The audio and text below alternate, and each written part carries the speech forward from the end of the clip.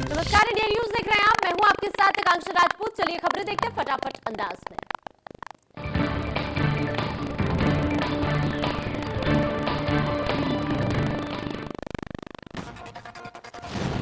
3 तलाक पीड़ित महिलाओं को मिलेगी आर्थिक मदद। योगी सरकार 6,000 रुपए की देगी सालाना मदद। प्रदेश सरकार जल्द कैबिनेट में लाएगी प्रस्ताव।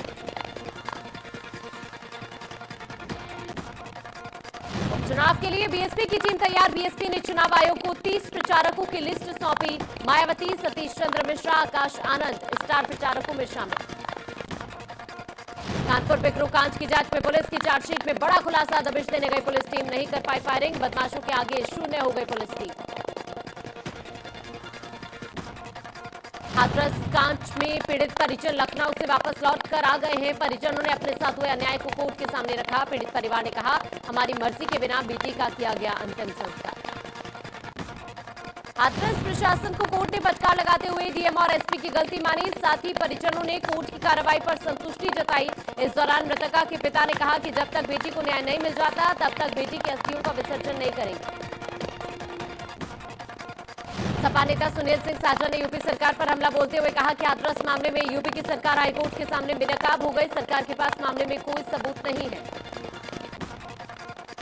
सपा नेता साझा ने कहा कि सरकार हाथरस घटना को कभी जातिवादी संघर्ष, कभी भीम आर्मी फंडिंग और कभी नक्सल कनेक्शन से जोड़ने वाली सरकार ने न्यायालय में इन तीनों मुद्दों पर कोई बातचीत नहीं की, क्योंकि सरकार के पास इस मामले में कोई सबूत नहीं थे।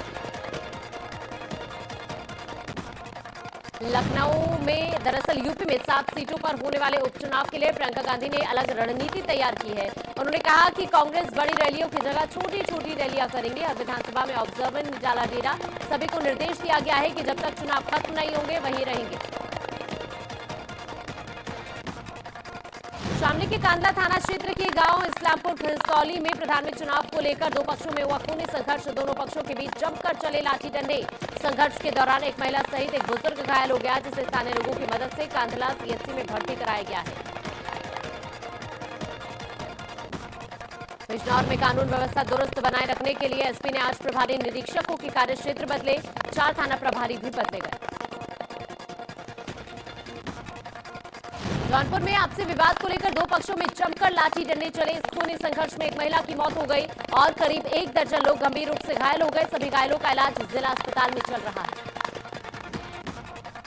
मृतका के बेटे की माने तो दूसरे पक्ष के लोग उसकी बहन के साथ छेड़खानी कर रहे थे, जिसके लिए मना करने पर मारपीट की गई, जबकि पुलिस इसे बच्चों के विवाद का मामला बता रही है और 6 लोगों को हिरासत में लेकर पूछताछ कर रही है।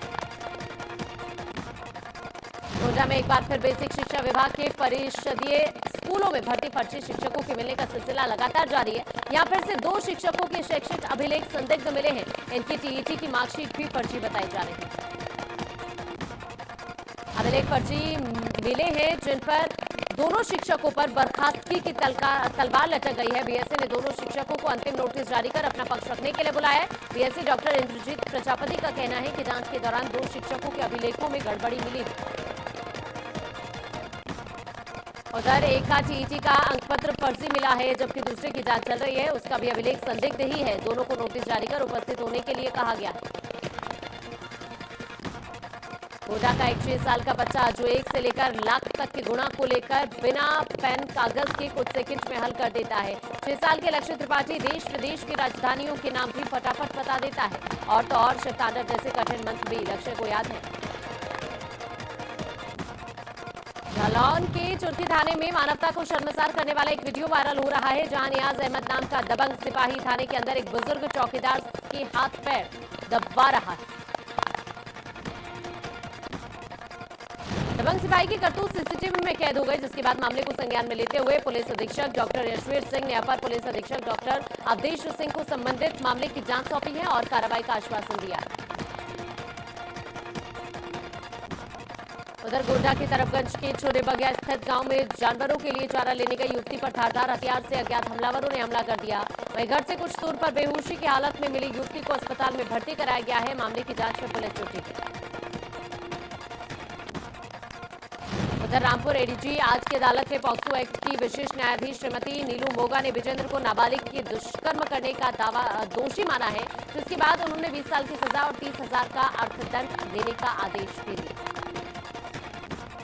कानपुर पर की रतनपुर स्थित केसा सब स्टेशन पर विधायिका नीलिमा कटियार ने लगभग 2 करोड़ रुपए की योजनाओं का लोकार्पण किया, जिससे क्षेत्र के लगभग 11,000 विद्युत उपभोक्ताओं को योजना का लाभ मिलेगा। भदोही के ज्ञानपुर रोड रेलवे स्टेशन के रेलवे ट्रैक पर घायल अवस्था में मिला यात्री, अस्पताल में इलाज के दौरान यात्री की हुई मौत। लिच्छवी एक्सप्रेस ट्रेन में सफर कर रहा था यात्री।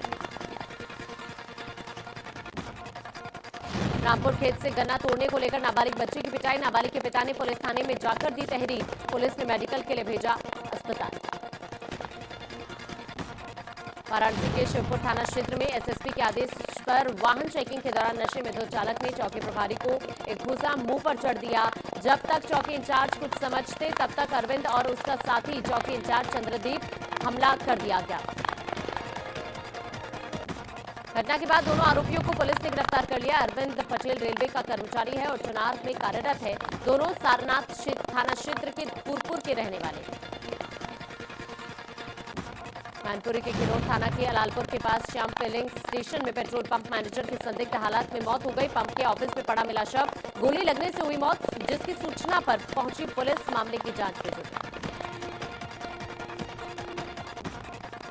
महात्मा गांधी काशी विद्यापीठ में फर्जी नियुक्ति का मामला सामने आया। नियुक्ति को रद्द करने की मांग को लेकर अनिश्चितकालीन धरने पर बैठे छात्र संघ के अध्यक्ष शारीरिक शिक्षा विभाग के विभागाध्यक्ष एवं चीफ प्रोजेक्टर पर लगा है फर्जी नियुक्ति लेने का आरोप। गलत जाति प्रमाण पत्र के आधार पर लगाए नियुक्ति लेने का आरोप। आरोपी विभाग अध्यक्ष को जांच तक पद से हटाए जाने की मांग कर रहे हैं छात्र। कुलपति ऑफिस के बाहर छात्र कर रहे हैं विरोध प्रदर्शन।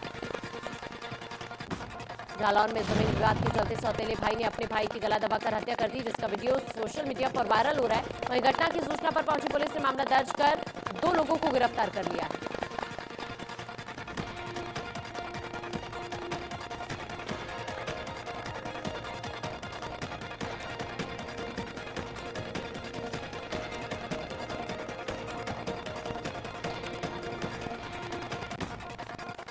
हाथरस कांड में जांच के लिए सीबीआई की टीम हाथरस पहुंची, जहां पर सीबीआई के अधिकारियों ने पीड़ित परिवार और लोगों से बातचीत की है।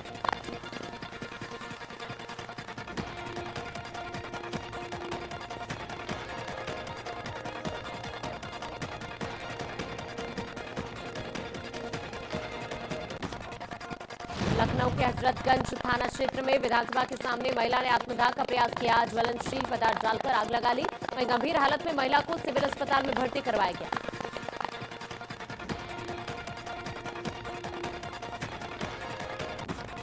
शामली में बाइक सवार बदमाशों ने एक युवक को गोली मार दी। बताया जा रहा है कि बाइक पर सवार होकर 2 युवक नमकीन फैक्ट्री से काम करके लौट रहे थे। उसी दौरान बाइक पर सवार अज्ञात 3 बदमाशों ने युवक पर गोली चला दी। घटना की सूचना घायल युवक ने पुलिस को दी। मौके पर पहुंची पुलिस ने मामला दर्ज कर युवक को इलाज के लिए अस्पताल में भर्ती कराया और आरोपियों की तलाश में जुट गए।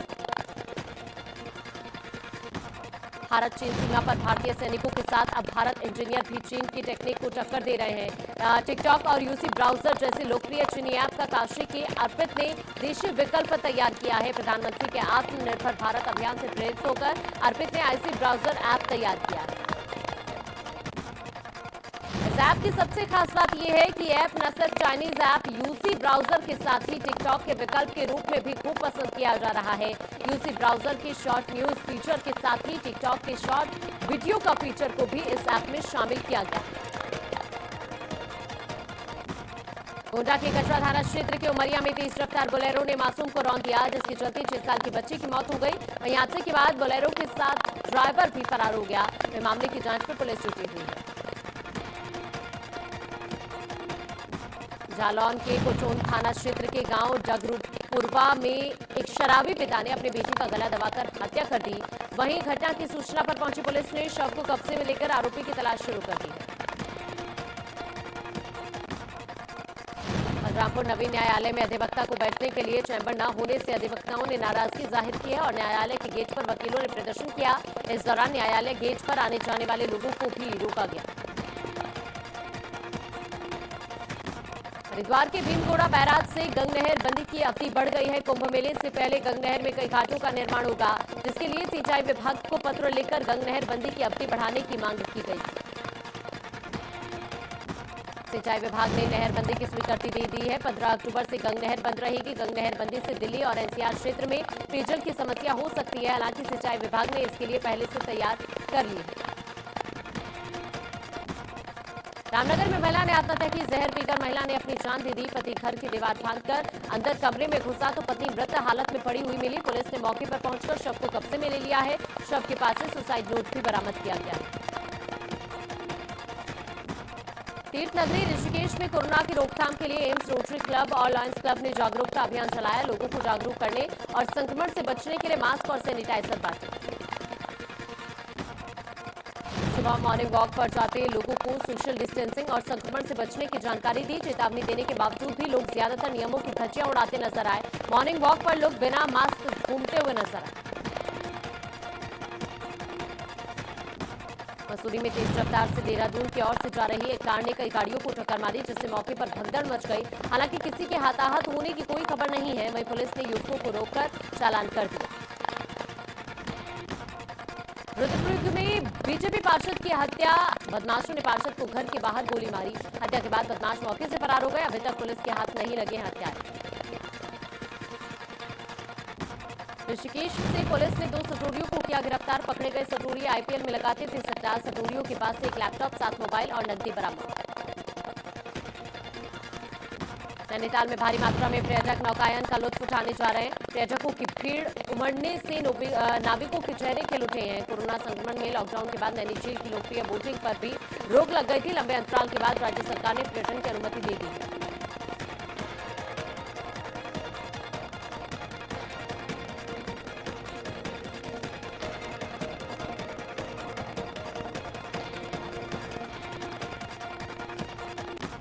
आगरा अधिवेशन में उद्योगपति पूरन जावर ने कहा कि प्रदूषण को लेकर काम कर रहे हैं। सरकार की नीतियां स्पष्ट होनी चाहिए। सड़कों का टूटना और बनना ही प्रदूषण का कारण।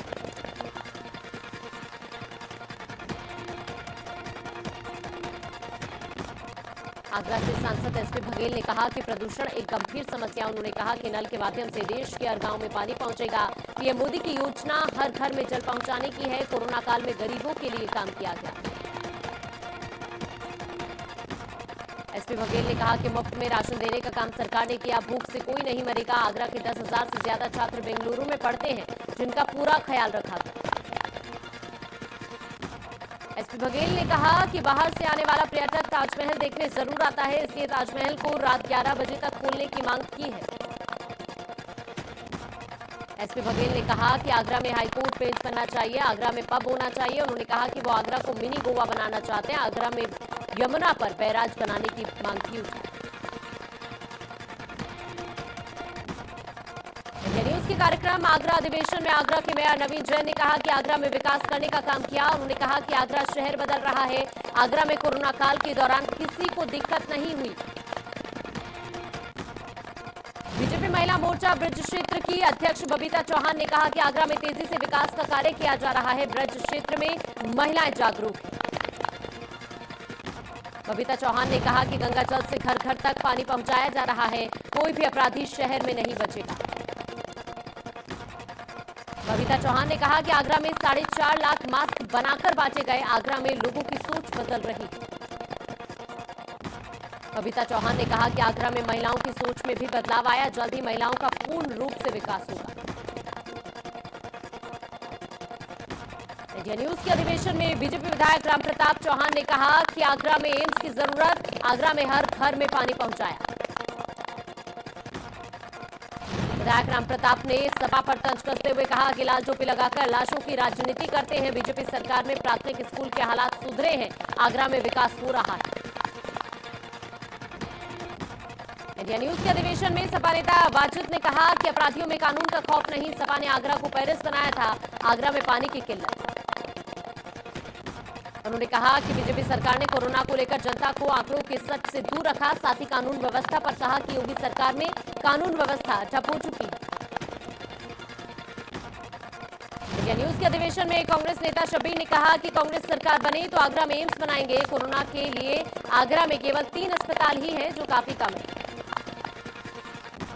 कांग्रेस नेता शब्बीर ने कहा कि कोरोना काल में लोग सड़क पर इलाज कराने को मजबूर है। आगरा में अच्छे अस्पताल की कमी है। आगरा में कोरोना काल के दौरान पुलिसकर्मियों ने सराहनीय काम किया। इंडिया न्यूज के मंच से बोले डीएम, जिले भर में बनाया गया था सेंटर। वहीं कोरोना काल के दौरान एसएसपी ने मंच पर रखी अपनी बात, कहा चौकी, थाने और सिविल डिफेंस की मदद से घर घर तक राशन बंटाया। कंट्रोल रूम कोरोना काल में 24 घंटे काम कर रहा है। एसएसपी ने बताया कि जहां जहां भी जरूरत पड़ी लोगों को पैकेट्स के जरिए राशन सामग्री बांटी गई।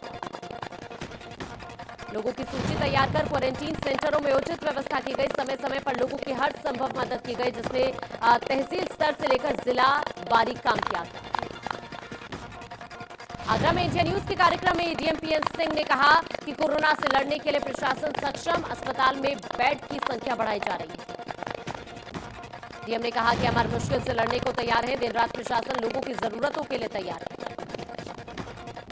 डीएम ने कहा कि हमने कोरोना काल में भी नॉर्मल तरीके से काम किया, वीडियो कॉन्फ्रेंसिंग से मीटिंग करके हर जगह पर नजर बनाए रखने का काम किया। डीएम ने कहा कि उन्होंने किसानों की मदद के लिए भी कदम उठाए, सिंचाई से लेकर बिजली की समस्या को सामने आने नहीं दिया। डीएम ने कहा कि जब तक अभिभावकों की सहमति नहीं होगी स्कूल तब तक नहीं खोले जाएंगे और जहां स्कूल खोले जाएंगे वहां पर कोरोना गाइडलाइन का पालन किया जाएगा। डीएम ने कहा कि स्कूलों में ऑनलाइन क्लासेस जारी रहेंगी और जो बच्चे स्कूल आएंगे उनके लिए क्लासेस चलाई जाएंगी।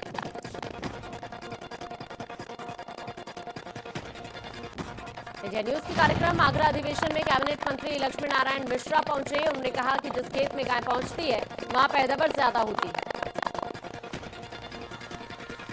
मंत्री ने कहा कि किसान की आय बढ़ाने में और दुग्ध उत्पादन पर जोर दे रहे हैं, क्योंकि दुग्ध एक ऐसी चीज है जो सभी के स्वास्थ्य के लिए बेहतर है।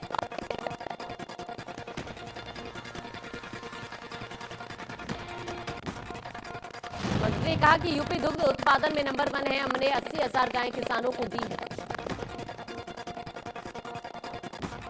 मंत्री जी ने कहा कि हमने आपदा को अवसर में बदला। योगी सरकार ने कोरोना महामारी को लगभग हरा दिया है। मंत्री ने कहा कि गौशालाओं में गाय और सांड दोनों ही रह रहे हैं। हम और गौशालाएं बनाने की तैयारी में हैं। आने वाले दिनों में गायें रोड पर नहीं दिखेंगी। मंत्री ने कहा कि सीएम योगी आदित्यनाथ ने गौवंश के लिए अलग से व्यवस्थाएं की है और धन भी जुटाया है। गायें और सांड के लिए एक तरह की ही गौशाला बनी है और बनेगी। मंत्री जी ने कहा कि बीजेपी सरकार मुफ्त में गाय दे रही है और गाय के पालन के लिए 900 रुपए भी दिए जा रहे हैं। मंत्री जी ने कहा कि गाय के गोबर से खेती करना आसान, किसानों को गोबर से अच्छी खादें मिल रही है। मंत्री ने कहा कि जैविक खेती से किसानों को फायदा। कैबिनेट मंत्री ने कहा कि मत्स्य पालन के लिए तालाबों को खुदवाया गया है। तालाब खोदने के लिए महिलाओं को 60% अनुदान और पुरुषों के लिए 40% अनुदान। कैबिनेट मंत्री ने कहा कि यूपी को मछली मीट एक्सपोर्ट करने से करोड़ों का लाभ मिलता है। फिश मछली के दामों में 3 से 4 गुना मुनाफा मिलता है। कैबिनेट मंत्री ने कहा कि केंद्र सरकार ने मत्स्य पालन के लिए सहयोग किया है और किसानों के खेती के साथ ही पशुपालन में भी सहयोग दिया है। कैबिनेट मंत्री ने कहा कि किसानों की बुरी स्थिति गुलामी के कारण हुई है। आजादी के बाद देश के विधाताओं ने किसानों को कभी नहीं समझा, लेकिन बीजेपी सरकार किसानों के विकास के लिए काम कर रही है। इंडिया न्यूज के कार्यक्रम आगरा अधिवेशन में ऊर्जा मंत्री श्रीकांत शर्मा ने शिरकत की और कहा कि संकट काल में हम लोगों के साथ हैं। श्रीकांत शर्मा ने कहा कि किसानों को बिजली देने में सरकार पीछे नहीं रही है। इसी के साथ शहरों में भी डिजिटल मीटर लगाए गए हैं, जिससे सही बिल और समय पर बिल आता है। श्रीकांत शर्मा ने कहा कि सरकार प्रीपेड बिल योजना की शुरुआत करने जा रही है, जिससे लोगों को लाइन में लगने और बिल जमा करने में आने वाली परेशानी से बच सके। श्रीकांत शर्मा ने कहा कि संकट काल में हम जनता के साथ हैं। सरकार ने देश में 80 करोड़ लोगों को राशन मुहैया कराया है। श्रीकांत शर्मा ने कहा कि गरीब किसान 24 किस्तों में बिल जमा करें। उधार को हम सुधार में लाना चाहते हैं। लोगों की सुविधा के अनुसार सरकार काम कर रही है। किसान को हर हालत में 10 घंटे बिजली दे रहे हैं। श्रीकांत शर्मा ने कहा कि आज यूपी बिजली बेच रहा है। कोई भी राज्य बिजली खरीद सकता है। कोई भी राज्य बिजली खरीद सकता है। श्रीकांत शर्मा ने कहा कि हमने जनता की सेवा की है। हमारा काम है जनता को बेहतर सुविधा देना। 2022 में जनता अपना फैसला खुद लेने के लिए सक्षम है।